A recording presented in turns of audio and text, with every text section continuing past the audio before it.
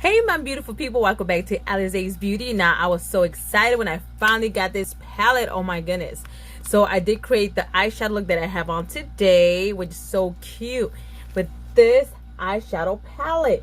Now I do want to say, obviously it is cruelty free, it is vegan, it is all that good stuff. So I can't wait to just even try more looks with this one, just because just the way this word, it's definitely blendable, so definitely keep for that one. And it's definitely not chalky. That's one thing I definitely love, because I hate when there's shadow palettes that are so chalky and you can't even work with them. And I wanted to do the blue on here just because sometimes when I use blue it gets very fallout and it gets so ugly underneath that sometimes I need to use white powder underneath first, then dust it off. You girls know what I mean.